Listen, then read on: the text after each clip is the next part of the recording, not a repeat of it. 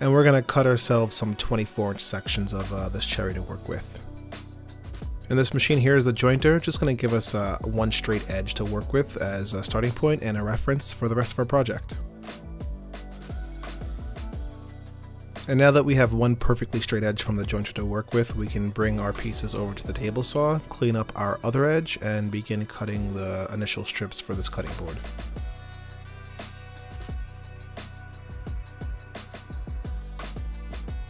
And now with our strips cut, it's over to the drum sander so we can clean up the other edges of each of these strips and get them ready for glue up.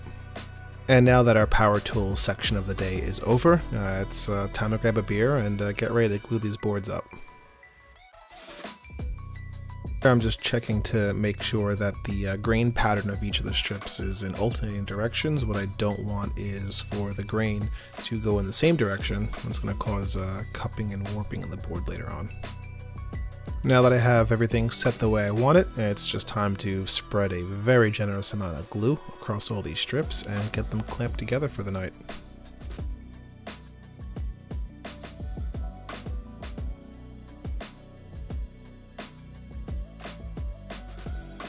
Now that it's been 24 hours, we're going to take this glued up board out of the clamps, clean it up, and get it all cut down to size, and glue it back together again.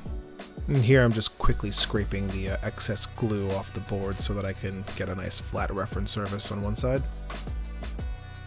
And this board is actually too big to fit into my planer, so I ended up cutting some strips off one end so that I could fit the bigger portion of it through my planer and the strips separately. You'll see that in a second.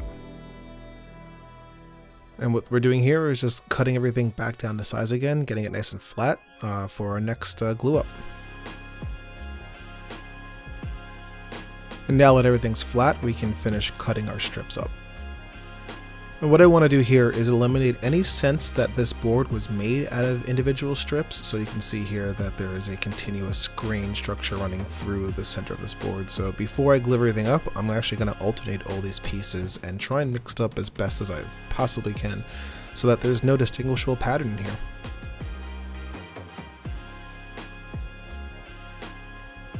And one more time, we're going to spread a very generous amount of glue on each of these pieces, clamp it up, and let it sit for 24 hours again.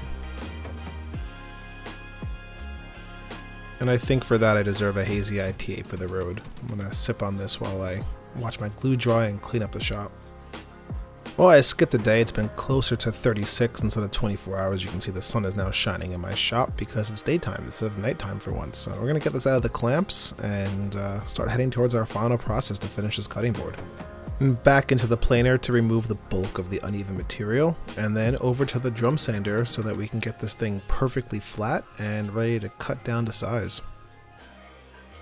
And while not the optimal choice, the compound miter saw works just fine for roughing out these edges and getting it ready to go into the table saw for its final trimming and get everything squared up here.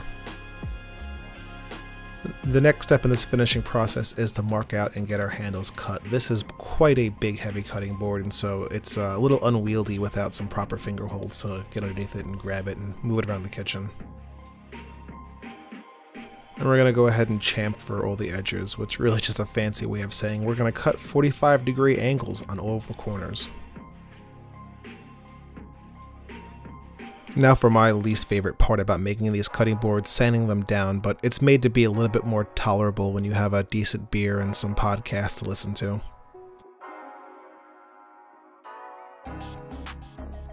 And the last step here in the process is to pre-drill some holes. For later on, we're going to attach some silicone feet to here, so I like having those holes there already and ready to go, so I don't have to do this after the cutting board has been finished. And now for my absolute favorite machine in the shop. This is my CNC and laser engraver. So I have some cool graphics we're going to add to this board here, so I'm just lining it up and getting the laser ready to start cutting. This is a 7-watt blue diode laser, so the light that it emits is pretty damaging to your eyes. So if you're gonna sit here and stare at it like I am, you gotta wear these cool blue light filtering goggles that they provide you with when you buy the laser.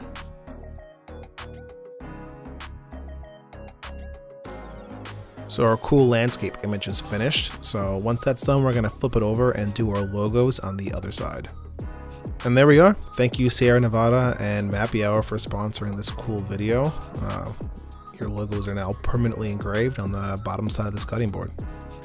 Now for everyone's favorite and final step, our signature mineral oil bath for the cutting board, and this seals the grain and reveals the true color of the wood.